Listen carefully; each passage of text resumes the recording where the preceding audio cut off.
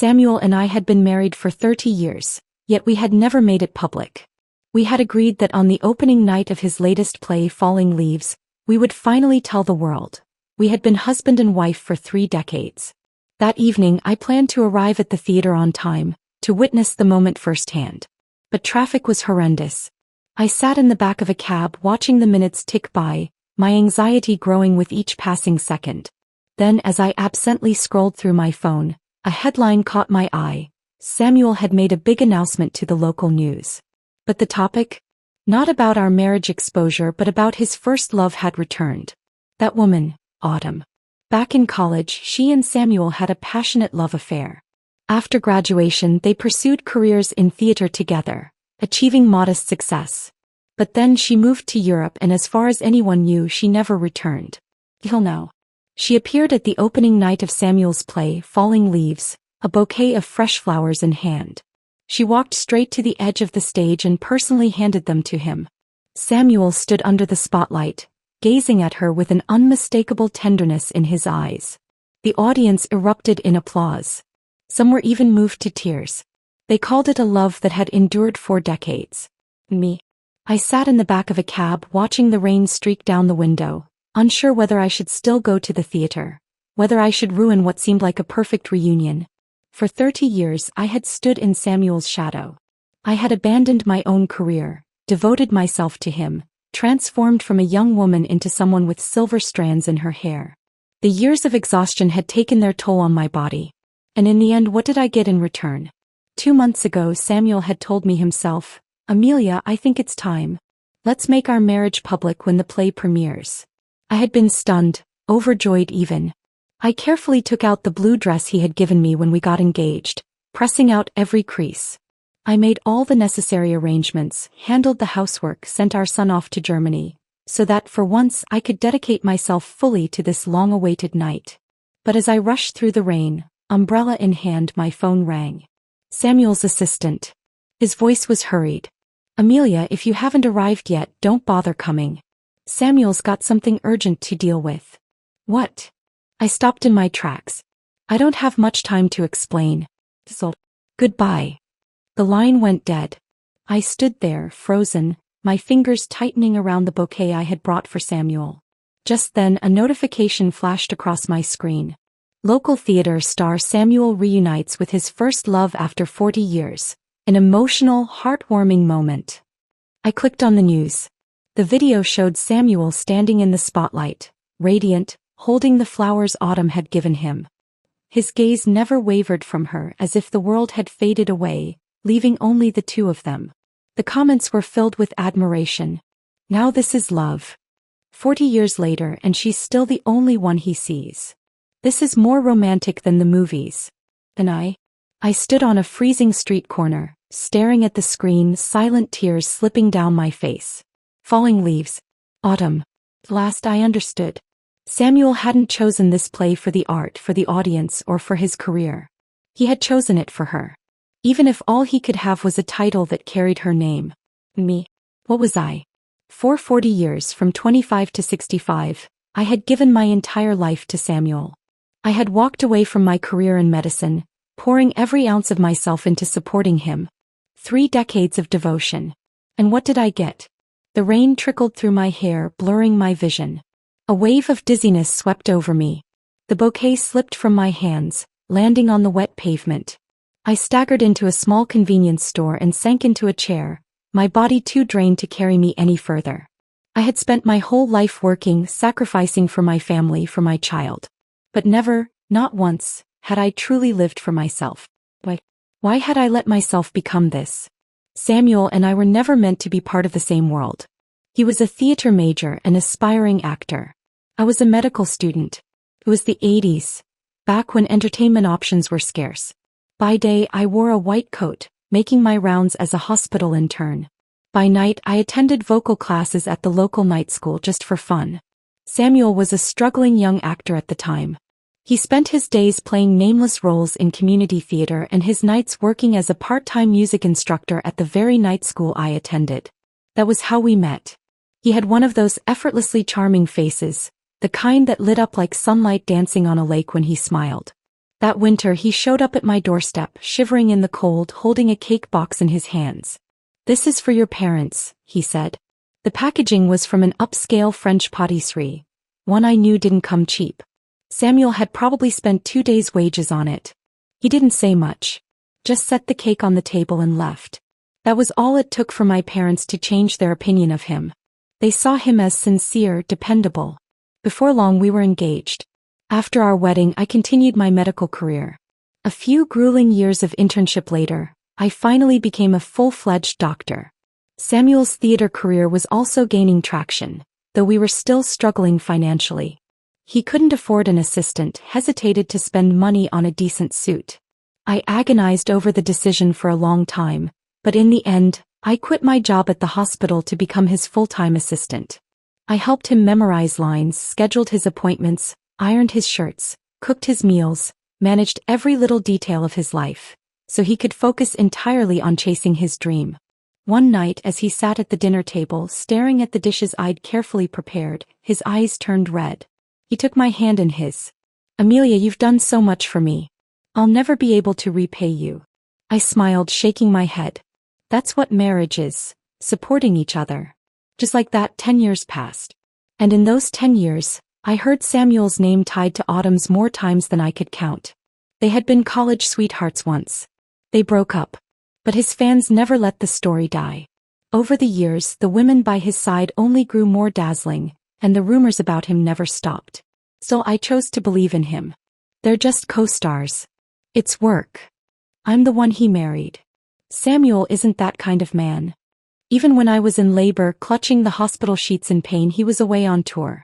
Even when I saw him on stage, looking at another woman with a smile so tender, eyes so full of emotion, I told myself, it's just acting. Samuel insisted on keeping our marriage a secret. "Amelia, can't you understand? I'm at a critical point in my career. When the time is right, we'll make it public, okay?" He said it so matter-of-factly, as if I were the unreasonable one. He told me everything about Autumn, swore their past was long behind him. He pulled me into his arms, his voice a soft murmur against my hair. "I promised, didn't I? I'll take care of you for the rest of my life. Trust me." And I believed him. I thought this was just how our life would be, quiet, steady, enduring. Even if he was gone most of the year. Even if his name kept getting linked to other women. I told myself it was all for our family, that he was working so hard for us. But now that my youth was gone, now that my hair was turning gray, I finally saw the truth. I had spent a lifetime believing in a man who was never mine to begin with. I don't remember how I got home that night. All I remember is that for 2 whole days Samuel never called. Not a single explanation. Not even a half-hearted, "Are you okay?" On the 3rd day he finally came home, dragging his exhausted body through the door. I was sitting in the living room, the TV on, though I wasn't watching. Normally, the moment he stepped in, I'd greet him with a warm smile, ask if he wanted tea, tell him dinner was ready. But this time I didn't move. Samuel changed out of his clothes and walked over, his tone as gentle as ever. "What's for dinner?" "Smells amazing." I let out a soft laugh. This man, he really lived in his own world. Every time he came home, I would wake up early, go to the market, pick out the freshest ingredients and cook a full spread of home-cooked dishes. But after years of dining on steak and lobster at high-end restaurants, did my humble meals even register in his mind? He'd always throw out the same casual compliments. "Wow, no one cooks better than you." But I knew those words were just habit, nothing more. There was a time when they made me happy for an entire day. Now I just found them laughable. I looked up at the man I had stood beside for 30 years and asked slowly, "Sam, do you actually like the food I cook?" Samuel seemed caught off guard. He hesitated, then chuckled, reaching for my hand. "What's this about? You sound like a jealous 20-year-old. I withdrew my hand before he could touch me. "Where did you go after the play's opening night?" His smile froze. Loosening his cuffs, he answered in a deliberately casual tone, "Yeah, I know I told you we'd go public that night, but you were late. So I had my assistant call and tell you not to come. And then..." He frowned slightly. "Amelia, I had urgent matters to take care of. I didn't have time to explain. That was my mistake. Let's not fight over this, okay? If this had been before, I would have given in. I would have told myself that a marriage required patience, that for the sake of our child, I shouldn't hold it against him. But this time I wasn't going to let it go. I repeated calmly, I asked where you went after the play. Samuel finally looked at me, his expression shifting. Annoyance flickered in his eyes. Amelia, are you seriously checking up on me now? We're not kids anymore. Can you stop acting like this? Acting like this? I let out a quiet laugh. Then take a look at this. I reached for the stack of photos, printed screenshots from last night's social media buzz. One by one I laid them out on the table. They captured Samuel stepping off stage, walking side by side with Autumn to a nearby restaurant. They ordered Autumn's favorite red wine, shared a perfect dinner together, and in one picture he was leaning in, kissing her on the cheek. I didn't yell. I didn't cry. I didn't throw a fit. I simply looked at him and repeated his own words back to him. We're not kids anymore. Can you stop acting like this? Samuel's face darkened instantly. He grabbed the photos, flipping through them. His expression twisted, the polite mask he always wore slipping away. Amelia, you had me followed? He slammed the pictures back onto the table. Autumn and I were just catching up. Why do you always make a big deal out of nothing? Then he shoved his chair back, stormed out the door, and left nothing but silence behind. I didn't understand. Why is it that some people can do wrong and still be the ones who lash out in anger? And more than that, why had I never questioned it before? The next few days I didn't leave the house. I didn't check my phone. Samuel didn't call. He didn't text. Even the landline remained silent. Was he genuinely upset? Or did he simply not care? It didn't matter anymore. Not anymore. I sat by the window, sunlight streaming onto my hands. For 30 years I had been busy managing the house, taking care of the kids, and preparing Samuel's schedules for his performances. But now I finally sat in silence, sewing a new apron for myself. For the first time in 30 years I was doing something just for me. Then suddenly the phone rang. I glanced at the screen and saw Jack's name, my son. Ever since he went to Germany to study, he rarely called. So I was a bit surprised when I saw his name pop up. I picked up the phone. Hello. Mom, did you and Dad have a fight? He asked bluntly. I furrowed my brow. Why do you ask? These past few days, Dad hasn't been posting anything in the family chat. He usually takes a picture of every little thing, like when he buys coffee at the store, and shares it. But for the last few days there hasn't been a single message. I paused, trying to keep my tone light. Nothing's wrong. Don't worry about it, just focus on your studies. But Jack wasn't buying it. His voice suddenly became sharper. Are you sure there's nothing going on? Dad called me. He said you've been cold with him lately. I fell silent. Mom, what are you really thinking? Jack continued. Are you sure you're not misunderstanding? Autumn is just Dad's old friend. They bumped into each other, it's no big deal. She even helped me before I left for Germany. She's a nice person, you can't keep doubting her. I gripped the phone tighter, my fingers turning white. Why don't you just apologize to Dad? Jack's tone became impatient.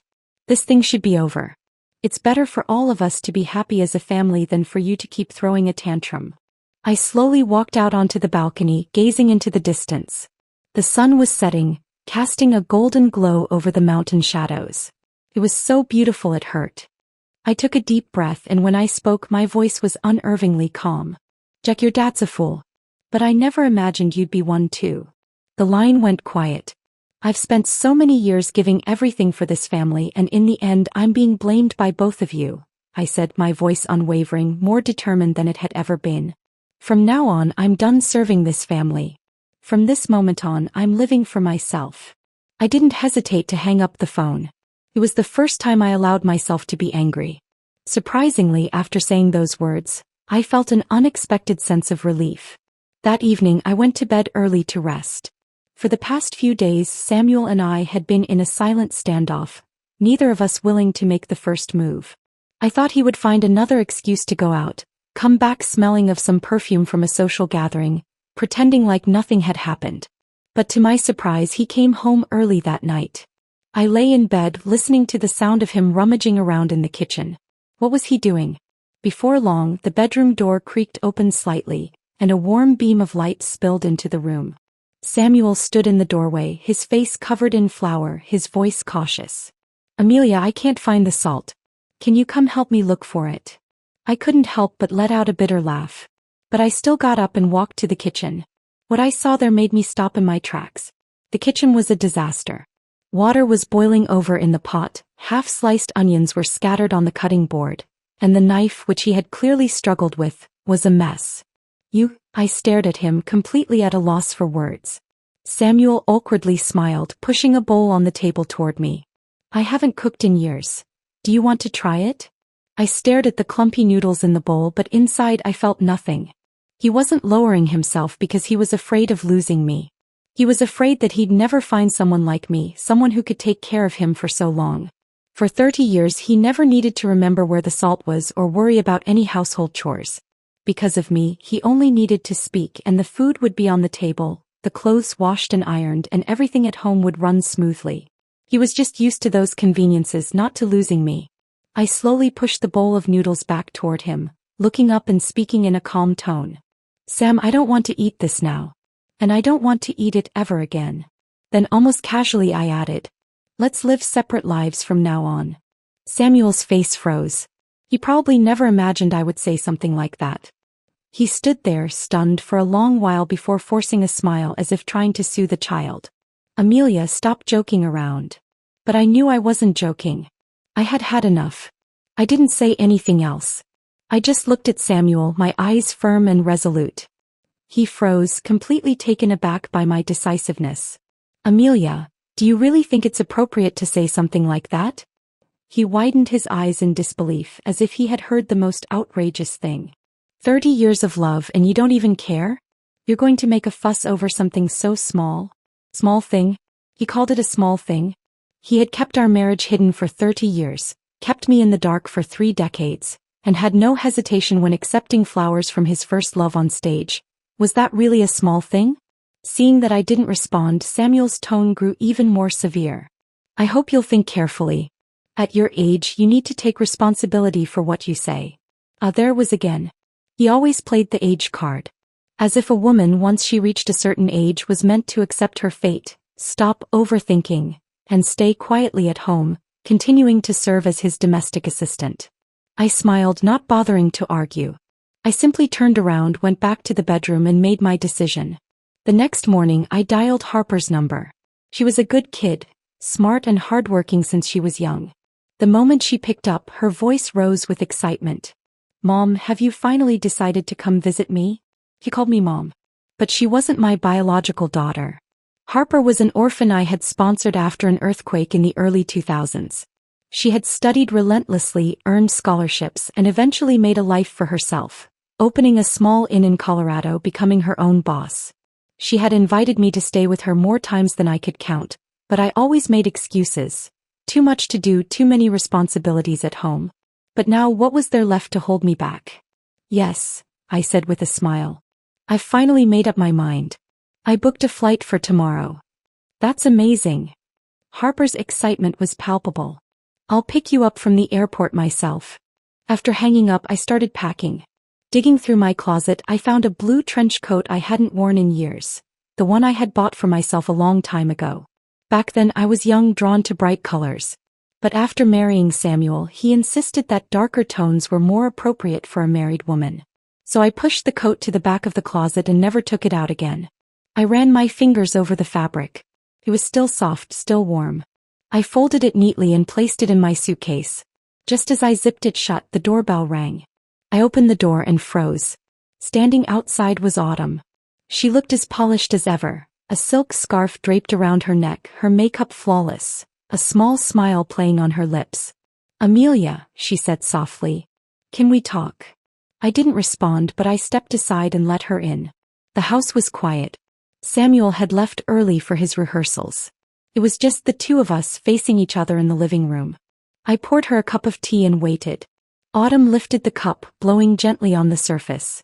Samuel's assistant mentioned that you two were planning to announce your marriage on opening night. She sighed, voice laced with mock sympathy. I'm sorry. I didn't mean to disrupt your plans.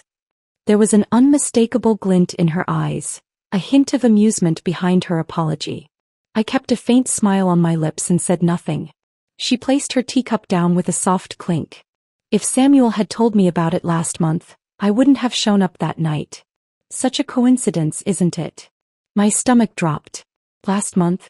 So Samuel had known she was coming all along. And he hadn't told me. He would rather lie, make excuses to keep me away than simply say no to her. That night on stage she had stood before the audience and said, "These flowers should have been given away 20 years ago." Only I understood what she truly meant. For the longest time, I had believed Samuel had carefully chosen me. But now I saw the truth. I had simply been the right choice, the convenient choice. 40 years ago Samuel and Autumn had a love that burned bright, but their constant fights tore them apart. And then I appeared. I was gentle, understanding. I never fought, never caused trouble. I was willing to sacrifice, willing to orbit around him. So he married me. But he had never truly loved me. I hadn't wanted to believe it. Not even when years ago at a dinner party one of Samuel's friends got drunk and offhandedly said, "If Samuel and Autumn hadn't broken up, you two wouldn't have even happened." Back then I dismissed it. Now I couldn't anymore.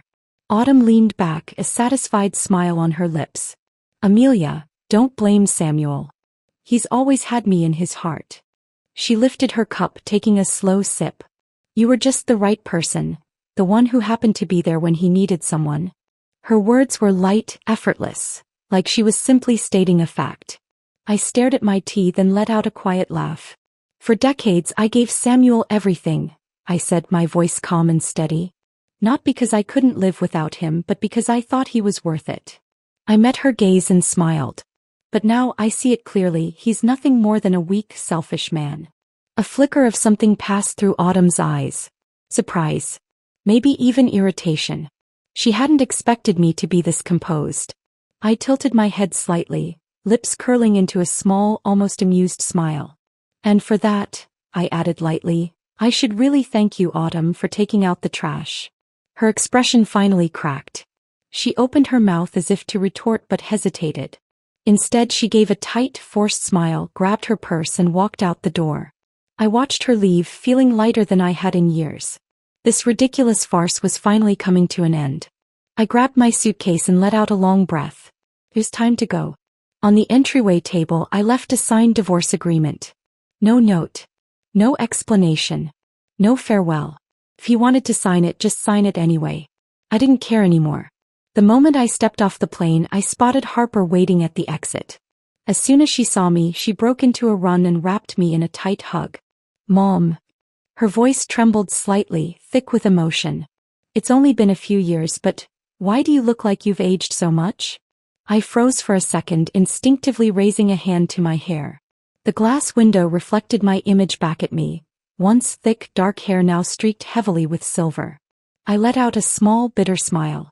I hadn't aged suddenly. I had been worn down little by little over the years. Harper seemed to realize her words had been poorly chosen and quickly corrected herself, looping her arm through mine with a bright smile. No, Mom, you're not old at all. You're just tired. Give it some time. Once you relax, you'll look younger than ever." I nodded, allowing her to take my hand and lead me outside the airport. The golden hues of the setting sun stretched long through the glass windows, casting a warm glow over us. For a brief moment, the warmth in my palm made me feel disoriented, as if I had been pulled back in time. A long time ago, Jack used to hold my hand just like this as we walked home together. Jack had been so attached to me when he was little, such a bright and well-behaved child. But everything changed when he hit his teenage years. He became obsessed with video games, his grades plummeted, and our conversations grew shorter and colder. The distance between us widened. And what did Samuel do? Every time I tried to discipline Jack, Samuel would just wave it off with a laugh. "He's just a kid. Boys play games, it's no big deal." But he's completely neglecting his studies. I'd argue, my frustration mounting. Samuel would only shrug. "So what? If he doesn't go the academic route, it's not like we can't afford to support him." And Jack, emboldened, would nod in agreement. "Hey, Mom, you don't get me at all.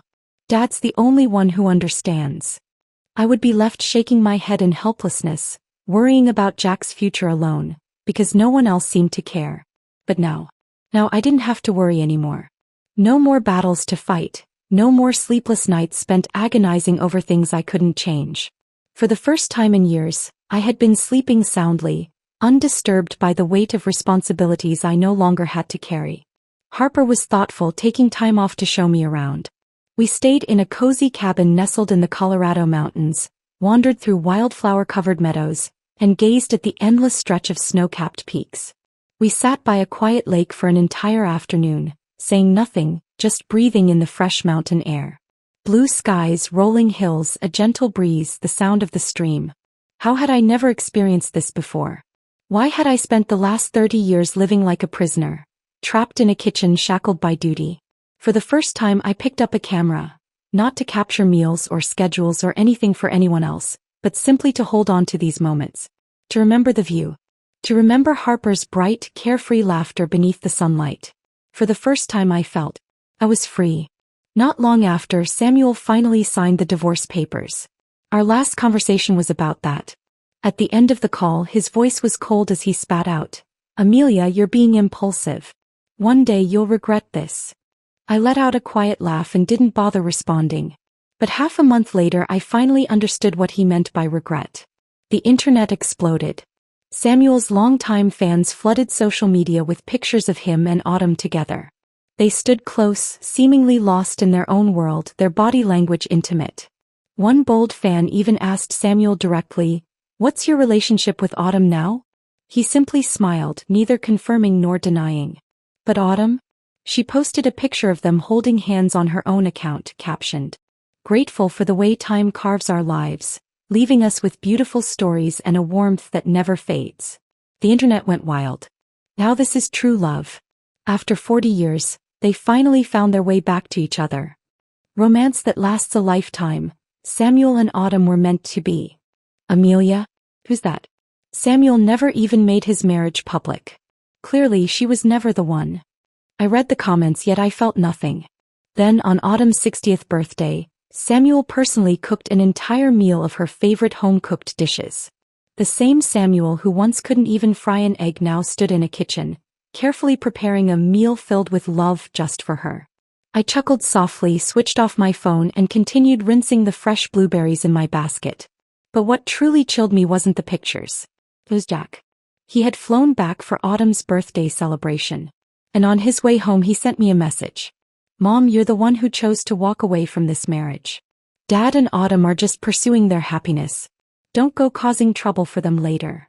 You're too old to be getting a divorce. Aren't you afraid of becoming a joke?" I stared at the screen, feeling nothing but cold indifference. This is how the world works. When a man makes a choice, it's seen as pursuing happiness. But when a woman reaches a certain age, she is expected to accept her circumstances. She is told she can't chase after anything anymore. She should simply endure without complaint, without resistance. But I was no longer that woman. Silently, I turned off my phone, picked up my basket, and continued washing the blueberries Harper and I had gathered today. Across the kitchen, Harper's face was flushed with anger. "Mom, this is ridiculous. How can they treat you like this? You should expose everything. Let the world know you were hidden for 30 years. Let them see the truth." I smiled, shaking my head. It doesn't matter anymore. One of the best things about reaching this age is finally seeing everything clearly. I had taken too many wrong turns, endured too much pain, swallowed too much humiliation. I wasn't going to waste another second of my time or energy on people who weren't worth it. Because now I finally understood. The rest of my life was meant for something far greater. After the divorce, I received a substantial amount of money. Samuel had always been stingy, keeping a firm grip on our finances. Over the years, I had almost no personal savings. Every penny went into running the household. But this time he had no choice but to give me what was rightfully mine. I had always lived simply. There was no way I could spend all that money on myself. So after some thought, I made a decision. I would donate part of it to an elementary school in a low-income community, ensuring that the children had better access to educational resources. When Harper heard about it, she was fully on board. "Mom, I'm coming with you." We drove to the community school, a small institution in a quiet town. The buildings were old, the paint on the rooftops peeling away. Some of the windows had cracks in the glass. The bulletin board at the entrance was filled with handwritten fundraising notices. They were short on funds, unable to afford even the latest textbooks. Seeing it all, my heart clenched. When we stepped into a classroom, a group of children was huddled around a worn-out wooden table, sharing a single book as they worked on their assignments. Their eyes were focused, serious, like that book was their gateway to the world. "Hello."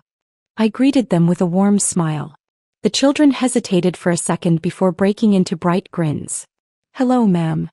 The principal, an elderly woman with a warm spirit, shook my hand repeatedly when she heard about the donation. "You have no idea what this means for our children. With this money we can buy new books, renovate the reading room, and even offer more after-school tutoring." I smiled and nodded. Later that afternoon, during a small community talk, I shared stories about the world beyond their small town. I told them that their futures should never be defined by their background, their circumstances, or even by marriage. A timid little girl raised her hand and softly asked, "Amelia, how do you know if you're living a life that has value?" I looked at her, my voice gentle yet firm. "You learn. You grow. You make yourself strong. And through your own efforts, you shape your life into what you want it to be." Stepping down from the small stage, I scanned the faces around me, my smile deepening. Look at me, I'm nearly 60. But I can still choose my own path, still do things that matter. Their eyes shone with understanding, with inspiration. And in that warm, sunlit library, amidst those eager young faces, I saw it. Hope quietly taking root. Meanwhile, the fairy tale romance between Samuel and Autumn was beginning to crumble. They had planned to marry in 3 months, believing they were writing the perfect ending to their late-life love story. At first they reveled in the nostalgia, convinced they had recaptured their youth. But reality moves faster than love, and it is always far more ruthless. Once they started living together, small disagreements began to surface, growing like cracks in a wall until they became impossible to ignore. Autumn didn't cook, so they kept a housekeeper.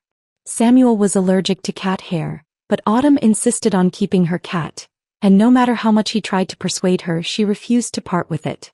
He told himself love was about compromise, about accepting the small habits that made a person who they were. But small habits have a way of turning into big problems. And then one day the inevitable happened. Their housekeeper called in for a week off. No one cooked. No one cleaned. Samuel came home after a long day exhausted, only to find the kitchen cold and untouched, the dining table bare, not even a bowl of fruit. And there was Autumn sitting on the couch, leisurely sipping her tea. Samuel frowned, walking up to her. "Susan's not here. Couldn't you at least try to cook something?" Autumn didn't even look up. "Why would I? Susan usually handles that. And besides, restaurants exist for a reason." Samuel took a deep breath, frustration creeping into his voice. "Autumn, can you at least make an effort? I'm already dealing with enough. I don't need to come home and worry about this too." Autumn set her teacup down and finally met his gaze, her expression unimpressed. "Samuel," she said coolly, "I am not your maid." The room fell into silence. Samuel froze. For the first time he realized he had spent his life taking things for granted. For 30 years he never had to worry about laundry or meals. He never had to remember appointments or organize his day-to-day life. As I had been the one doing it all. But the woman standing in front of him now wasn't me. Autumn wasn't Amelia. She wasn't going to take care of him. She wasn't going to dedicate 30 years of her life to making his easier. All this time Samuel had believed his life ran smoothly because that was just the way things were.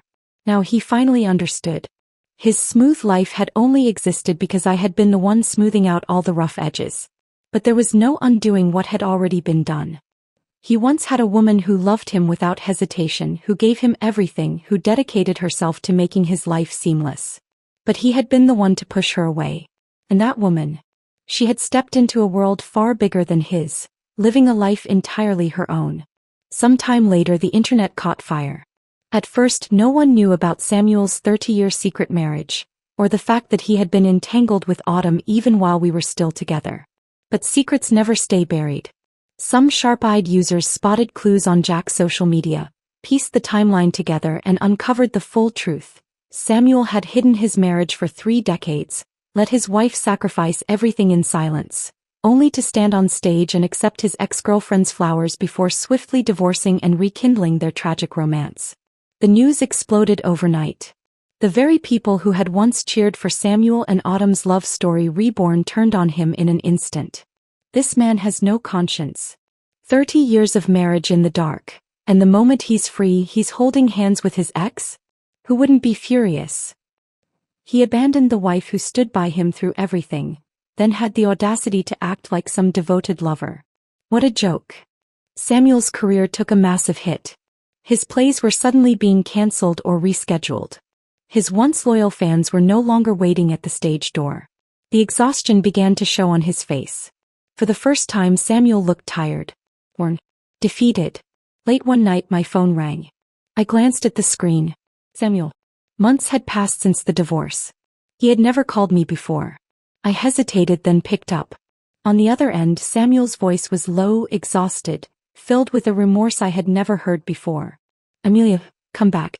Let's get remarried. I promise I'll be better this time. I won't make you angry anymore. He took a deep breath.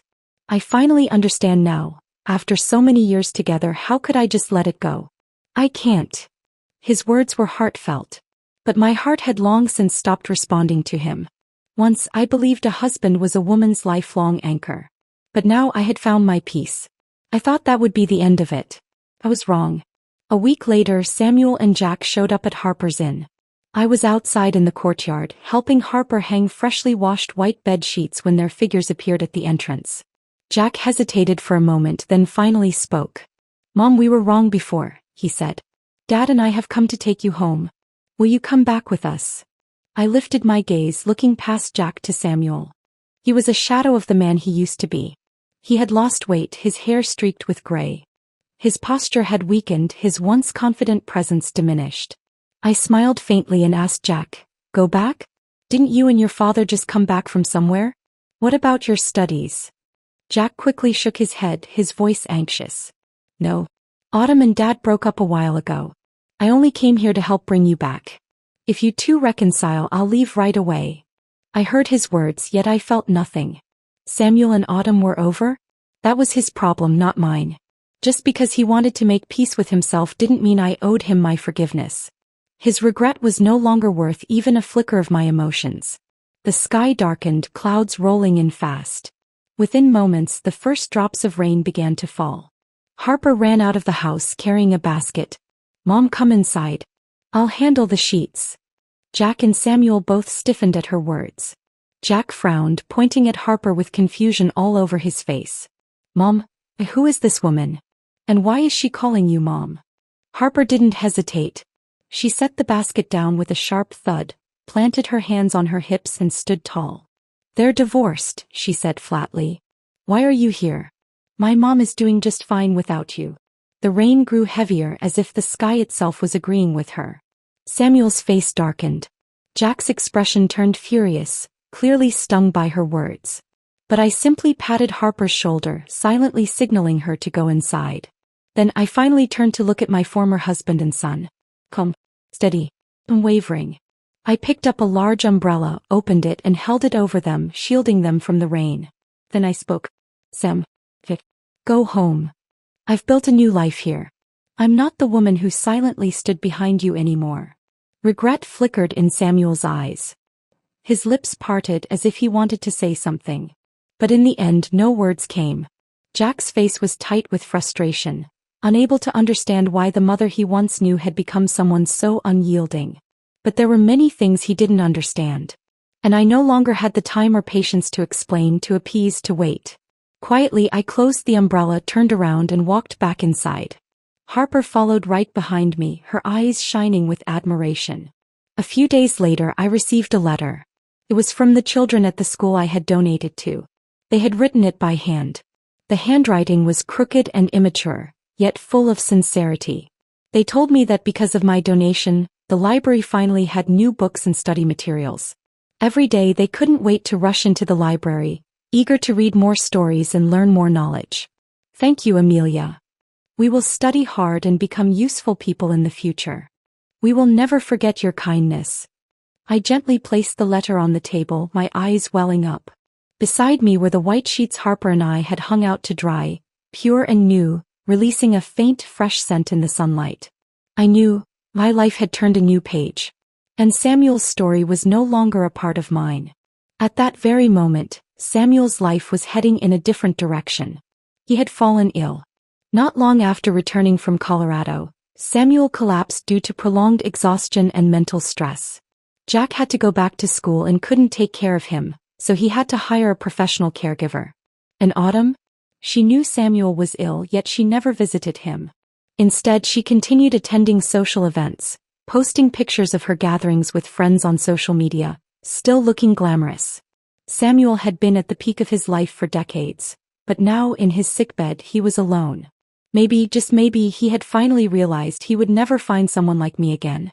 Someone who had been willing to accompany him unconditionally for so many years. That day, I happened to return to the city for a meeting with a charity organization leader. I had heard that Samuel was in the hospital, and after a moment of hesitation, I decided to stop by and visit him. He had lost even more weight since I last saw him. His eye sockets were sunken and his face was pale. When he saw me walk into the room, there was a glimmer of surprise and hope in his eyes. "You came to see me. You must still have feelings for our marriage, right?" I quietly watched him, my heart a mixture of emotions. The man who had once been full of vigor and confidence now lay weakly on the bed, eyes full of expectation and reluctance. I spoke softly, "Sam, I'm not here because I expect anything from you. I'm just passing by." A flicker of disappointment flashed in Samuel's eyes. He fell silent for a while before asking in a strained voice, "If that day at the curtain call, I hadn't been with her but was waiting for you on stage, would we have ended up like this?" I smiled gently, shaking my head. "Sam, the problem wasn't in that phone call. From 25 to 60, my life revolved around you. I gave up my career, gave up my dreams, and devoted myself entirely to taking care of you and the kids. But did you ever make the same sacrifices for me? You're always like this, only realizing the value of something once it's gone. Unfortunately, life doesn't give second chances, and that question has no answer. The years I had sacrificed couldn't be undone." I stood up, preparing to leave. Samuel's eyes were filled with reluctance. He tried to hold me back. "Amelia, will you come see me again?" I smiled softly, my tone calm. "Sam, our lives have already gone in different directions. I'll wish you well, but I won't come back." That was the last time we saw each other. Years later, the first time I heard anything about Samuel again was 5 years after our separation. Samuel had become the center of public discussion. Through his fans on social media, I learned about his life updates. He had been silent for 5 years due to illness, but now he returned to the public eye as a theater director. His play was about the story of a woman, one who had given everything for her family, who had been trapped in the mundane details of life, but in the end she found her own worth and chose freedom, living her true self. This story was so familiar to me that it made me smile with irony. Undoubtedly, the inspiration for the play came from me. On the opening night of his play, Samuel stood on stage and openly expressed his gratitude. His gaze was complex, filled with both emotion and regret. He said, "I want to thank someone. She quietly sacrificed for decades in my life. When I was at my lowest, she came to my side, gave up her bright future, took care of the household and cared for the kids so that I could focus on my career without worry. This work is a reflection of the past and a hope for the future. I hope all the audience can feel how important it is to cherish those in front of you." I sat at home quietly watching the scene through my phone screen. Suddenly, I remembered a phone call from Jack years ago. "Mom, Dad wants to make a movie and the inspiration comes from you. He wants your approval." At that time, I was busy coordinating with a charity organization, planning to set up a children's reading corner in a school, focused entirely on how to create a better learning environment for the kids. So I casually responded, "Let him do it." And then I completely forgot about it. It wasn't until today, when I saw Samuel on the opening night of his play, that this long-forgotten detail resurfaced. Harper grabbed my hand and winked at me with a smile. "Mom, you're the leading lady in that play." I chuckled softly, not commenting on it. I was 60 years old, my silver hair gathered in an elegant bun, my spirits still lively. Every time I looked in the mirror, I felt younger than I had 5 years ago. I had to thank Samuel for that, because once I left him, I realized that my life was not just about endless household chores, but it was full of infinite possibilities and value. On the screen, Samuel's figure slowly blurred as he left the stage. But none of it mattered to me anymore. I turned off my phone and the screen faded to black. Harper looked at me in surprise. "Mom, aren't you going to watch it till the end?" I smiled faintly and walked over to the window, gazing at the deep blue sky. No need. I've already seen what I needed to see. Harper walked over and stood beside me. So what's next for you? I turned to look at her, a playful glint in my eyes. I'm thinking of learning to paint. Harper's eyes widened. Paint? That sounds like a great idea. I smiled and nodded. I've always wanted to try, but I was always too busy. Now I think it's time. Harper laughed heartily. I'll be waiting to see your masterpiece. A few days later, I enrolled in a painting course at a small local art studio. On the first day, I walked into the classroom with a mix of nervousness and excitement. The teacher, a young artist, looked at me with a hint of surprise. Welcome, ma'am. I returned his smile. In class, I picked up the brush, dipped it in paint, and gently began to apply it to the canvas. At first, my hand trembled slightly, but as time passed, I became immersed in the world of colors and lines.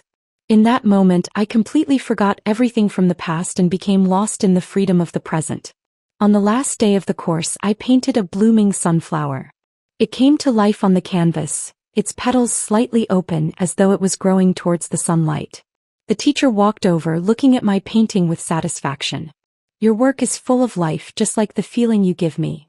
After finishing the painting, I packed up my supplies and left the studio. The sunlight warmed my hair, giving me a sense of lightness and fulfillment that I had never experienced before. I walked down the street, already starting to plan my next travel destination. I think I want to go to the beach. To paint the endless ocean and the seagulls flying freely. Everything seemed so full of possibility. After all, life is always full of infinite opportunities.